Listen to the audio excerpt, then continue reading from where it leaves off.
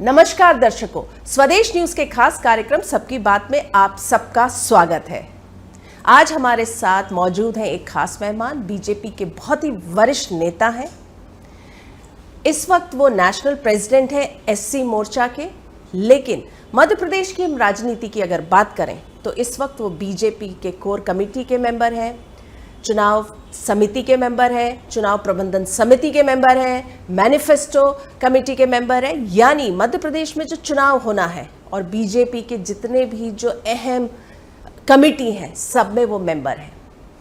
चलिए, और एक और बात, वो पिछले सरकार में मध्य प्रदेश की जो पिछली बीजेपी की सरकार थी उसमें हैप्पीनेस डिपार्टमेंट एक पहली बार बना था, तो ये पहले हैप्पीनेस के मिनिस्टर भी रहे हैं। तो चलिए आज हम इनसे बात करेंगे, बहुत सारे मुद्दों पे चर्चा करेंगे। लाल सिंह आर्य जी, आपका स्वदेश न्यूज चैनल में, साथ में हमारे इस कार्यक्रम सबकी बात में बहुत बहुत स्वागत है। बहुत बहुत नमस्कार। आपका जो शेड्यूल रहता है, आप पूरे देश भर में घूमते रहते हैं, उसमें से आपने हमारे लिए समय निकाला, आपका बहुत बहुत धन्यवाद। जैसा मैंने बात की कि बहुत एक अहम जिम्मेदारी आपके पास है, आप एससी मोर्चा के राष्ट्रीय अध्यक्ष हैं। हम मध्य प्रदेश की बात कर लेते हैं। पिछले दिनों जिस तरह से हमने देखा आदिवासी उत्पीड़न, दलित उत्पीड़न, जिस तरह की घटनाएं हुई, जिस तरह से मध्य प्रदेश जो है अगर हम कह सकते हैं एक तरह से शर्मसार हुआ और कुछ बीजेपी के ही लोग उसमें लिप्त पाए गए। आपको लगता है इससे डैमेज होगा बीजेपी को मध्य प्रदेश में? मुझे लगता है मध्य प्रदेश शांति का टापू शिवराज जी के नेतृत्व में बना है। हमने डकैतों को यहाँ समाप्त किया है ताकि लोगों में भय ना रहे। अपराधियों ने भी जहाँ अपराध किए हैं, गंभीर प्रकार के अपराध किए हैं, तो उनको भी भयाक्रांत करने के लिए उनके घर तोड़ने का, बुलडोजर चलाने का काम भी किया है। मुझे लगता है कि इसी प्रकार की एससी हो, एसटी हो, सामान्य हो, गरीब हो, पिछड़ा हो, किसी के साथ भी घटनाएं नहीं हो, क्यों हम भगवान के कहीं ना कहीं अंग है, इसलिए एक दूसरे का आदर हो, सम्मान हो, यही भारतीय जनता पार्टी चाहती है। हमारी चाहे उत्तर प्रदेश की सरकार हो, चाहे मध्य प्रदेश की सरकारें हो, जहाँ भी भारतीय जनता पार्टी की सरकारें होती हैं, सुरक्षा, सुशासन, सेवा और गरीब कल्याण, ये हमारा संकल्प होता है। केंद्र का भी आप नरेंद्र मोदी जी के नेतृत्व में देख लिए, देश भर में दंगे होते थे, देश भर में बम विस्फोट होते थे, देश भर में आतंकवादी अत्याचार करते थे, कश्मीर जलता था, आसाम जलता था, नागालैंड जलता था, लेकिन कहीं ना कहीं हमारे नेतृत्व ने एक अच्छी रणनीति के तहत लोगों को सुरक्षा भी मुहैया कराई है और इन सब पर कमांड भी किया है। कुछ घटनाएं केवल मध्य प्रदेश में नहीं, चूँकि कांग्रेस के नेता बहुत षड्यंत्रपूर्वक भारतीय जनता पार्टी को सरकारें बदनाम करने के लिए वो कोशिश करते हैं, लेकिन वो नेता जो प्रियंका गांधी कहती थी मैं लड़की हूँ, लड़ सकती हूँ, तो मध्य प्रदेश में लड़ सकते हैं क्या? राजस्थान में जहाँ अधिकांश एनआरसी की रिपोर्ट बोलती है अधिकांश नंबर 1 महिलाओं के साथ सामूहिक बलात्कार होते हैं, उसमें बड़ी संख्या दलित और आदिवासी बहनों की है, सामान्य वर्ग की भी महिला हैं। दलितों पर सबसे ज़्यादा अत्याचार राजस्थान में होते हैं, छत्तीसगढ़ में होते हैं, झारखंड और बंगाल में होते हैं, लेकिन वहाँ मैं लड़ सकती हूँ, लड़की हूँ, वहाँ नहीं जाती हैं। वहाँ विपक्षी पार्टियाँ भी नहीं जाती हैं। भाजपा की सरकार में कोई घटना होती है तो उसको वो कैसे उछालें, ये काम करते हैं। हम वो भी चाहते हैं कि अगर कोई घटना छोटी होती है वो भी ना हो। हम सब लोग संकल्पबद्ध हैं कि आने वाले समय में बिल्कुल एक भी घटना ना हो, इसके लिए मुख्यमंत्री जी ने और गृह मंत्री जी ने समय समय पर अधिकारियों को निर्देश भी जारी किए। लेकिन आपको लगता है बीजेपी को डैमेज नहीं हुआ मध्य प्रदेश में, ये जो घटना भी पिछले दिनों जो हुई? मुझे लगता है घटना कोई भी हो, स्वाभाविक है वो चर्चा का विषय बनती है, लेकिन एक तरफ कुछ घटनाएं हुई और दूसरी तरफ मुख्यमंत्री जी द्वारा जो तुरंत कार्रवाई होती है। जैसे मैं घटनाएं बताता हूँ, पश्चिम बंगाल में बलात्कार होते हैं टीएमसी के द्वारा या अपराध घटित होते हैं, हमको आंदोलन करना पड़ता है तब अपराध पंजीबद्ध होते हैं। राजस्थान में हमारा मोर्चा, हमारी पार्टी सड़कों पर आ जाती तब अपराध पंजीबद्ध होते हैं।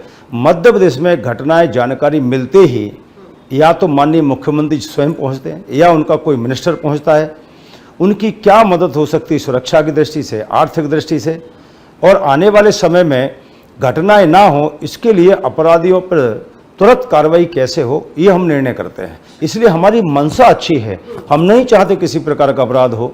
लेकिन जो विपक्ष केवल भाजपा की सरकारों में घिरने का काम करता है, उनसे मेरा कहना है कि गाय काटने वालों के यहाँ कभी आपने आंदोलन नहीं किया, पाकिस्तान जिंदाबाद नारा लगाने वालों के कभी खिलाफ नहीं बोलते हैं, तिरंगा झंडा जलाने वालों के खिलाफ कभी ये दल मुंह नहीं खोलते हैं। कश्मीर में के अलगाववादियों के साथ जब बिरयानी खाते थे और उनके गले लगाते थे प्रधानमंत्री हाउस में, तब इन्होंने कभी नहीं बोला। इन दिनों जो मणिपुर में जो हिंसा है, इतने महीने हो गए, अभी हरियाणा जो है वो जल रहा है, जयपुर जो ट्रेन की जो घटना है, इस सब को आप कैसे देख रहे हैं? वही मैं कहना चाहता हूँ कि मेवात में जो घटना हुई है, वो कौन लोग हैं, वो अपराध कैसे घटित कर रहे हैं। वहाँ की सरकार बीजेपी की कठोर कार्रवाई कर रही है, लेकिन उस बड़े मुद्दे पर ना कांग्रेस पार्टी बोल रही, वहाँ विपक्ष में है ना, बोल सकती है ना, नहीं बोल रही। ममता बोल सकती हैं, विपक्ष पूरा बोल सकता है, जो अपने आप को इंडिया कहता है, वो क्यों नहीं बोल रहा है? क्योंकि उनको मालूम है कि हम बोलेंगे तो उनको वोट की राजनीति को खतरा लगता है। और भारतीय जनता पार्टी कभी वोट की राजनीति विश्वास नहीं करती, सच क्या है उसको कहने की ताकत रखती है। इसलिए हम विपक्ष के लोगों से आपके माध्यम से कहना चाहता हूँ कि आए सामने और मेवात की घटना पर जरा बोलिए, क्यों नहीं बोलते हैं? इसका मतलब है कि वो सेकुलरिज्म का जो रणनीति है उनकी, कि हमारा वोट ना कट जाए, क्योंकि बड़ी संख्या में मेवात के लोगों ने, मुस्लिम लोगों ने उन पर आक्रमण किया, बेचारे गरीब लोग बाहर निकल कर आए, सरकार अपनी कार्रवाई कर रही है। आप कह रहे हैं कि बीजेपी वोट की राजनीति नहीं करती, तो फिर लगातार हम देख रहे हैं 2018 का विधानसभा चुनाव था, आदिवासी वोट जो था बैंक वो कांग्रेस की तरफ खिसक गया, तो लगातार आप लोग आदिवासियों को जो है रिझाने की कोशिश कर रहे हैं। प्रधानमंत्री आते हैं मध्य प्रदेश, गृह मंत्री बार बार आते हैं, आदिवासी सम्मेलन होता है, दलित एजेंडे की भी कहीं ना कहीं बात होती, तो फिर इसको कैसे देख रहे हैं आप? देश 1947 में आज़ाद हुआ है, तब से मध्य देश में 57 साल कांग्रेस की गवर्नमेंट रही है। और पार्टियों को मिला दो तो हमारी पार्टी की सरकार, अटल जी की 6 साल, मोदी जी की 9 साल, यानी कि 15 साल हमारी सरकार। शेष 75 सालों में 60 साल विपक्ष और कांग्रेस की सरकार। मध्य प्रदेश में 45 साल और 1.5 साल ये, यानी कि 46 साल 47 साल कांग्रेस की यहाँ सरकार रही। कांग्रेस ने कभी रविदास जयंतियाँ क्यों नहीं मनाई, कभी अंबेडकर कुंभ क्यों नहीं मनाए, कभी वाल्मीकि कुंभ क्यों नहीं मनाए, कभी कबीर कुंभ क्यों नहीं मनाए, कभी टंटा भील मामा के जन्म दिवस को छुट्टी घोषित क्यों नहीं की, कभी अंबेडकर जी के राष्ट्रीय स्मारक क्यों नहीं बनाए, कभी एक परिवार से कभी वो क्यों नहीं निकले, कभी अंबेडकर जी को चुनाव हराने का पाप उन्होंने 2 बार 1954 और 52 में 54 में क्यों किया, अंबेडकर का एक भी राष्ट्रीय स्मारक उन्होंने नहीं बनाया, उनको भारत रत्न का सम्मान नहीं दिया, उनकी अंत्येष्टि भी दिल्ली में नहीं होने दी, स्मारक नहीं बनाया। अब ये सब भारतीय जनता पार्टी करती है, तो विपक्ष कहता है ये दलितों को वोट लेने के लिए राजनीति करते हैं। हम यही मान लेते हैं, हम ये करते हैं, तो तुमने क्यों नहीं किया? इसका मतलब ये है, ये कांग्रेस के लोग हैं, ये दलित विरोधी है, आदिवासी विरोधी हैं, ये संविधान विरोधी है और अंबेडकर विरोधी हैं। मैं ये इसलिए कहना चाहता हूँ, संविधान में कहा है सामाजिक, आर्थिक, राजनीतिक, शैक्षणिक समानता, अवसर की समानता। उनके प्रधानमंत्री रहे तो 4 मंत्री 3 मंत्री होते थे एससी के। नरेंद्र मोदी बने तो अंबेडकर की भावना और संविधान की भावना के अनुसार 12 मंत्री बनाए, 4 राज्यपाल बनाए। फिर इसके अलावा वो हमसे कहते थे कि ये मुस्लिम विरोधी है, तो अब्दुल कलाम हमने राष्ट्रपति बनाए। वो कहते हैं एससी विरोधी है, हमने राष्ट्रपति एससी बनाए। वो कहते हैं आदिवासी विरोधी हैं, इन्हीं लोगों ने कहा था कि रबड़ का स्टाम्प बना दिया है। तब आदिवासियों का अपमान इस कांग्रेस विपक्ष ने किया था। हमने द्रौपदी मुर्मू जी को, आदरणीय को हमने राष्ट्रपति बनाया। हमारा जो ध्येय है वो पंडित दीनदयाल जी का है, अंत्योदय, अंतिम छोर पर खड़ा हुए व्यक्ति को आर्थिक, राजनीतिक, सामाजिक सभी प्रकार का सम्मान हो, बराबरी का अधिकार हो। हमारा मंत्र है विवेकानंद जी का, दरिद्र नारायण की सेवा, यानी कि गरीब की सेवा। और यही हमारे मोदी जी कहते हैं, सबका साथ, सबका विकास, सबका विश्वास और सबका प्रयास। यही रविदास जी ने कहा है, सबका चाहूं राज में मिले सबन को अन्न, छोट बड़ो सब संब से रैदास रहे प्रसन्न। जी, अभी जो सागर में जो संत रविदास का 100 करोड़ का मंदिर बन रहा, क्या वो इसी वोट बैंक की राजनीति पे आधारित है? हाँ, ये कांग्रेस के लीडर कह रहे हैं। हाँ। लेकिन मैं उनसे पूछना चाहता हूँ आपके माध्यम से, जब से मुख्यमंत्री शिवराज सिंह चौहान बने हैं, उनको 18 साल हो गए। अंबेडकर जी के जन्म स्थान पर राष्ट्रीय स्मारक नहीं था, उन्होंने 12.5 करोड़ का राष्ट्रीय स्मारक बनाकर तैयार किया, वहाँ विश्वविद्यालय बनाकर तैयार किया। अटल जी ने उस रेलवे स्टेशन का नाम अंबेडकर के नाम से नहीं रखा, अंबेडकर के नाम से रखा। कांग्रेस ने इन 47 सालों में किसने रोका था? नंबर 1। नंबर 2, मध्य प्रदेश में चुनाव नहीं थे तब हमने ये काम किया है। तब हमने 1.5 साल पहले रविदास महाकुंभ किया, तब हम उज्जैन में महाकुंभ कर रहे हैं, तब हम सागर में लगातार रविदास महाकुंभ कर रहे हैं, तब मैहर में महाकुंभ कर रहे हैं। हर 14 अप्रैल को कोई चुनाव नहीं होता, लेकिन अंबेडकर महाकुंभ मऊ में होता है। कबीर महाकुंभ में राष्ट्रपति जी को हमने बुलाया था, रामनाथ कोविंद जी को। हमारा ध्येय चुनाव नहीं है, बल्कि मुख्यमंत्री जी ने कोई घोषणा की आज से 3 महीने पहले, और 1.25 साल पहले उन्होंने अपने बजट से हर पंचायत को पैसा देकर रविदास जयंती मनाई। रविदास जयंती मनाने का कारण है, नंबर 1, उन्होंने सिकंदर के सामने झुका नहीं। उन्होंने कहा कारागार में डाल देंगे, नहीं धर्म परिवर्तन कर लो। तो उन्होंने कहा था जान देऊँ पर धर्म न देऊँ, तो से साह सत्य कह देऊँ। उन्होंने प्रभु जी तुम चंदन हम पानी, जाकी अंग बास समानी, प्रभु जी तुम स्वामी हम दासा, ऐसी भक्त करे रहदासा। ऐसे प्रभु के शक्ति भक्ति में लीन और धर्मांतरण के विरोधी, मन चंगा तो कठौती में गंगा, यानी कि चमड़े वाले कठौती में भी गंगा जी को अवतरण कर दिया। ऐसे संत ने समाज सुधार का, समाज की एकता का, सामाजिक समरसता का संदेश दिया है। वो संदेश नीचे तक जाए, ये इस यात्रा का उद्देश्य है, कर्मकांड नहीं है। हमने बहुत सारी अभी नेशनल मुद्दों पे बात की, थोड़ा सा मध्य प्रदेश की बात करते हैं, क्योंकि अब मुश्किल से 3 महीने बाकी है चुनाव होने, और जितने कमेटी मैंने बताए हैं उस सब में आप मेंबर हैं। क्या इस बार थोड़ी सी आप लोगों की बीजेपी की धड़कनें बढ़ी हुई हैं? क्या चिंता की लकीरें आ गई हैं कि लगातार केंद्रीय गृह मंत्री अमित शाह आ रहे हैं, मॉनिटरिंग कर रहे हैं, मीटिंग्स ले रहे हैं, कोर कमेटी की बैठक कर रहे हैं, आप लोगों को टास्क दे रहे हैं, फिर रिव्यू कर रहे हैं?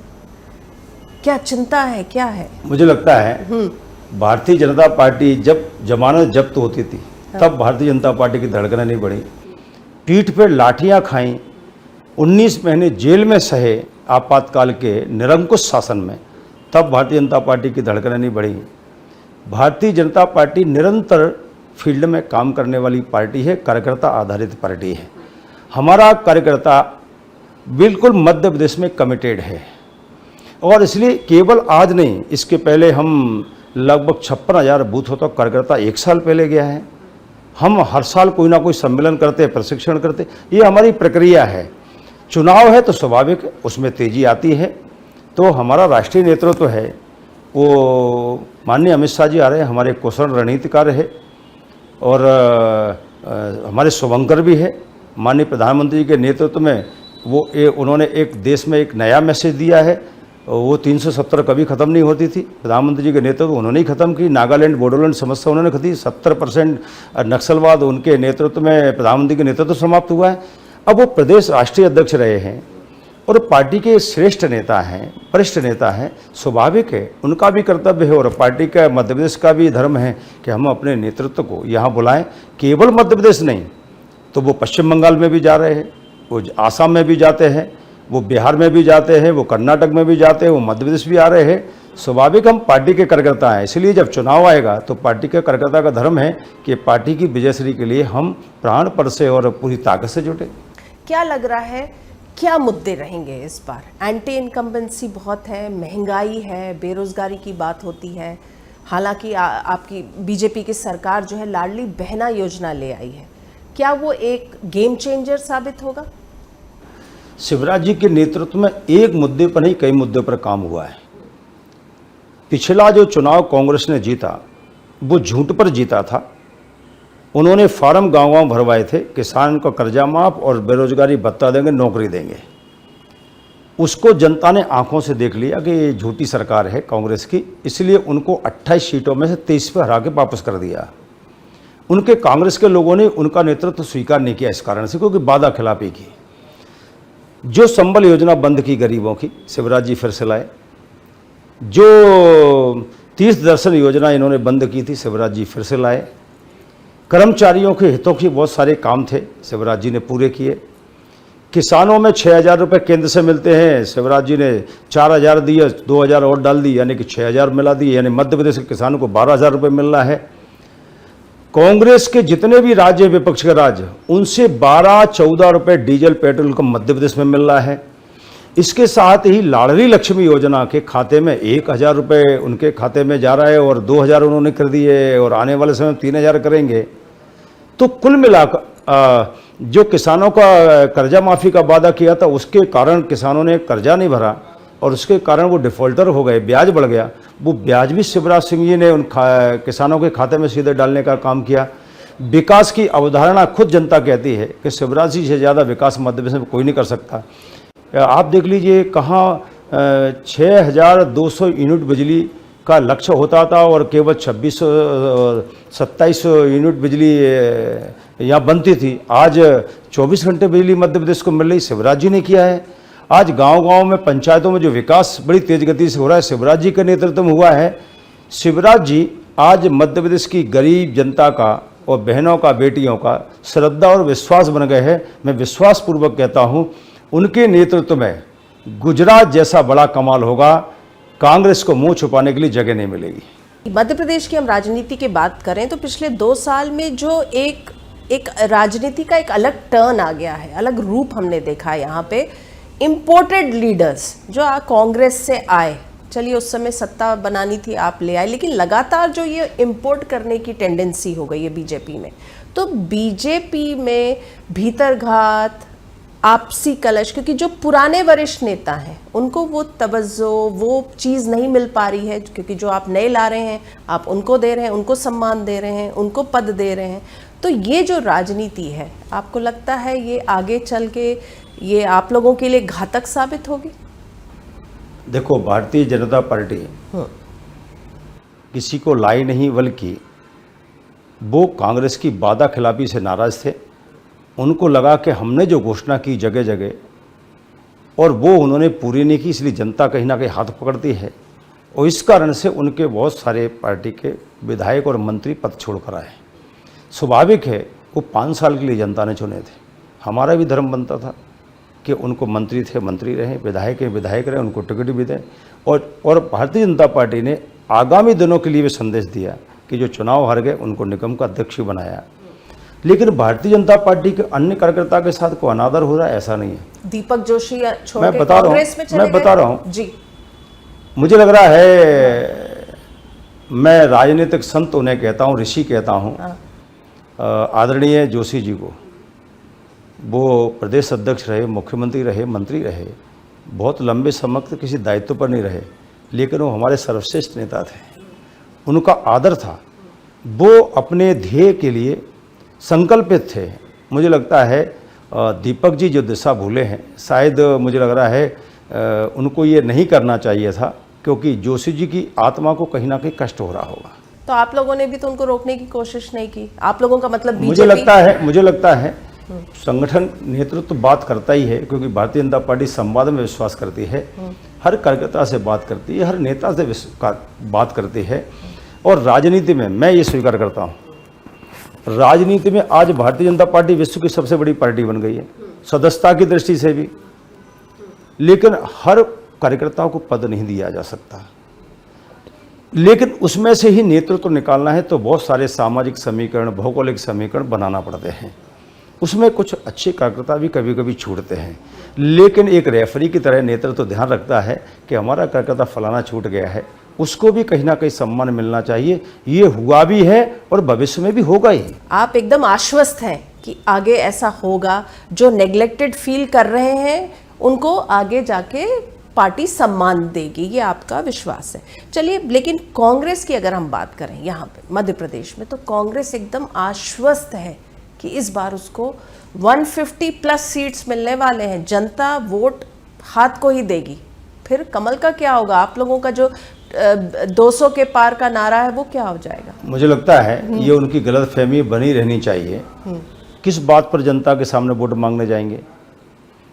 अभी से उनके कार्यकर्ता विधानसभा मुख्यालय पर, जिला मुख्यालय में जूतम पेजार कर रहे हैं आपस में। कमलनाथ जिनके सामने बल्लभ भवन से लेकर नीचे तक करप्शन का तांडव नृत्य हो रहा था, लोगों ने उन्हें करप्शन नाथ बोलना चालू कर दिया।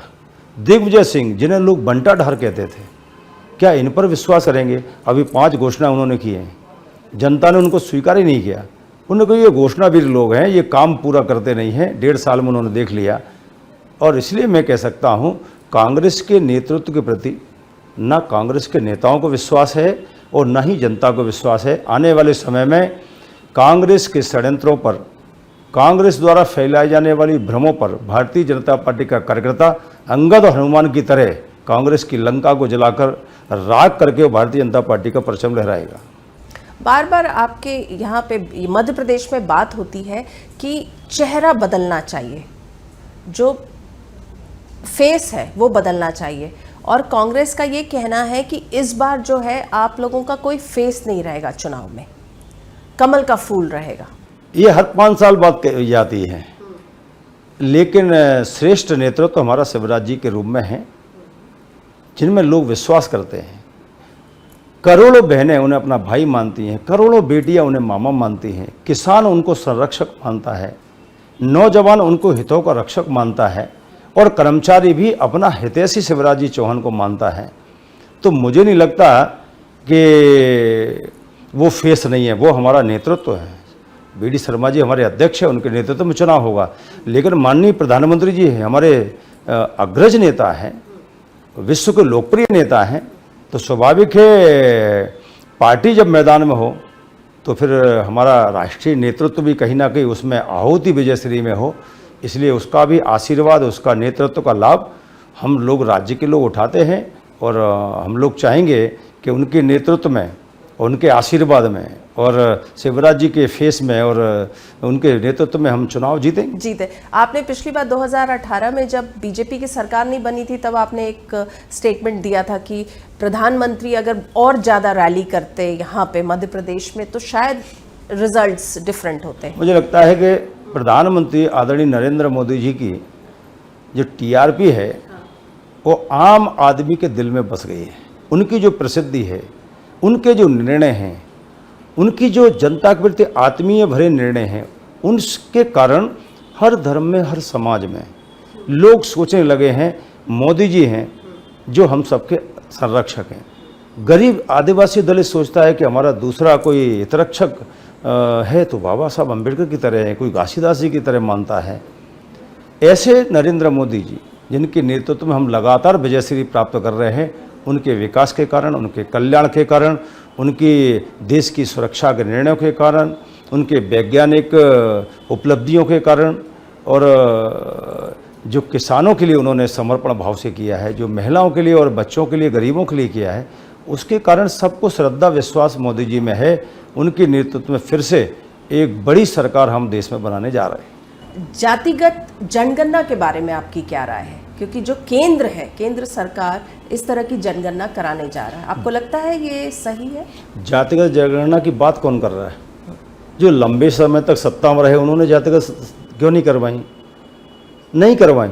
जो लोग लंबे समय तक सत्ता में रहे उन्होंने कभी जातिगत गणना नहीं करवाई, और वो बीजेपी से मांग कर रहे हैं।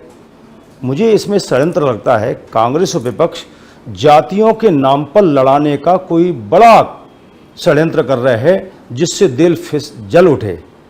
और इसलिए मैं उनसे कहना चाहता हूं, आप अपनी सरकारों में जातिगत जनगणना का निर्णय क्यों नहीं ले रहे? नहीं ले रहे।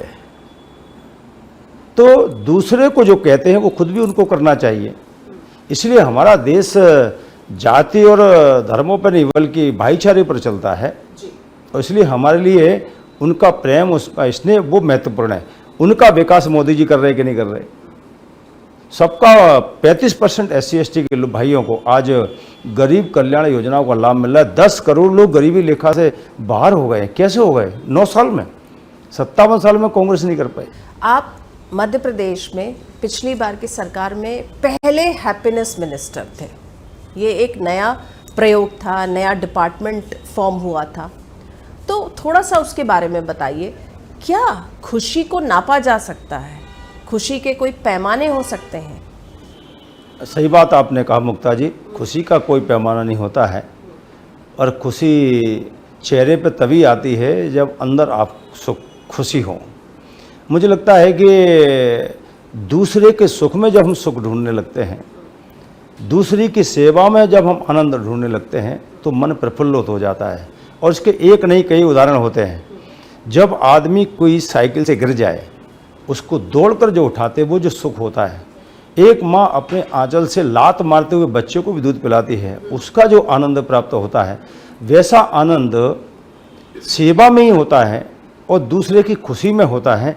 और माननीय शिवराज जी के नेतृत्व में पहली बार ये विभाग बना था। मेरा सौभाग्य कि मैं उनकी इस टीम में उपाध्यक्ष था और एक लंबा प्रयास हम लोगों ने किया था। पूरे देश के बहुत संत, बहुत हैप्पीनेस पे काम करने वाले लोगों के साथ काम किया था। और मुझे लग रहा है आने वाले समय में आप पार्क में देखिए, लोग हंसने के लिए चिल्ला रहे कि नहीं चिल्ला रहे। इसका मतलब है लोग खुशी ढूंढ रहे हैं और मंदिरों में खुशियाँ मिलती है। जब हम जाते हैं तो शून्य हो जाते हैं, जब हम धार्मिक प्रवचनों में जाते हैं खुशियाँ मिलती हैं। ये खुशी सबके जीवन में रहे, मैं यही प्रभु से कामना करता हूँ। आगे चल के हम आपको किस दायित्व में देखेंगे? आप विधानसभा चुनाव लड़ेंगे, केंद्र में मंत्री बनेंगे, किस तरह का दायित्व देखेंगे? मैं एक कारीगर का, मजदूर का लड़का हूँ। बाबा जूता बनाते थे। मैंने कभी कल्पना नहीं की थी कि मैं भारतीय जनता पार्टी का कोई मेंबर बन के विधायक बन जाऊँगा। बिना मांगे आज तक पार्टी के नेतृत्व ने एक नहीं कई दायित्व दिए हैं। 3 बार एमएलए रहा, मंत्री रहा, पार्टी का महामंत्री रहा, मोर्चे का प्रदेश अध्यक्ष रहा, मतलब बूथ एजेंट से लेकर और मोर्चे के राष्ट्रीय अध्यक्ष तक हूँ। ये पार्टी की कहीं ना कहीं नेतृत्व की कृपा है। हम तो एक सैनिक हैं, मोर्चा है। वो कह रहे हैं पुलवामा पर खड़े हो जाओ तो वहाँ खड़ा हो जाऊँगा। वो कह रहे हैं कि तोलोलिंग की चोटी पे खड़े हो जाओ। जिस मोर्चे पे पार्टी हमें दायित्व के साथ खड़ा करेगी, वहाँ पार्टी का विस्तार कैसे हो, क्योंकि पार्टी ने हमें सम्मान दिया, प्रतिष्ठा दी है, तो पार्टी की प्रतिष्ठा में विस्तार हो, ये हम पार्टी के नेतृत्व के अनुसार करेंगे। मतलब आप अपने लिए कुछ नहीं प्लान करते? मैंने आज जो तक दायित्व पार्टी देगी वो आप करेंगे? अभी तक कुछ मांगा नहीं, पार्टी ने दिया है। हाँ। और जो देगी वो ठीक है, नहीं तो संगठन का काम कर ही रहे। चलिए, आप स्वदेश न्यूज़ के दफ्तर आए, आपने इतना समय निकाला, आपका बहुत बहुत धन्यवाद। मैं चाहूँगी जाते जाते आप हमारे दर्शकों को कुछ कहना चाहें तो। स्वाभाविक है, आपका नाम ही टीवी चैनल का स्वदेश है। आप एक सजग प्रहरी की तरह लोगों के सजगता दिलाने की दृष्टि से आप अग्रणी रहेंगे, ऐसे में आपको शुभकामना देता हूँ। प्रिंट मीडिया, इलेक्ट्रॉनिक मीडिया, ये अपने एक चौथा स्तंभ है लोकतंत्र का। स्वाभाविक है, इसके कारण बहुत सारी समस्याएं भी ठीक होती हैं, कभी कभी आती भी हैं। तो सकारात्मक भाव से हम अपनी भूमिका अदा करते रहें। इन्हीं आशा और शुभकामना के साथ मैं पुनः आपको शुभकामना देता हूँ। बहुत बहुत धन्यवाद। नमस्कार। आपको बहुत बहुत धन्यवाद। आपने हमारे कार्यक्रम में हिस्सा लिया और आपने इतने विस्तार से बातचीत की। हमारी शुभकामनाएं आपके साथ। नमस्कार। तो दर्शकों, इस बार के एपिसोड में हमने बात की बीजेपी के बहुत ही वरिष्ठ नेता है लाल सिंह आर्य। जैसा उन्होंने बताया, एक मजदूर के बेटे से लेके आज वो बीजेपी में बहुत अहम जवाबदारी निभा रहे हैं। तो उनका ये कहना है कि आप कर्म करते रहिए, पार्टी नेतृत्व आपको देखता है और आपको समय समय पे सम्मान देता है। तो इस बार के एपिसोड में बस इतना ही। अगले हफ्ते में एक बार फिर से मुलाकात करेंगे एक नए मेहमान के साथ। तब तक के लिए दीजिए हमें आज्ञा। नमस्कार। ऐसे ही वीडियोस के लिए हमें लाइक, शेयर, फॉलो और यूट्यूब पर सब्सक्राइब कर बेल आइकॉन दबाना ना भूलें। और ताजा अपडेट्स के लिए हमारी वेबसाइट swadeshlive.com पर जरूर जाएं।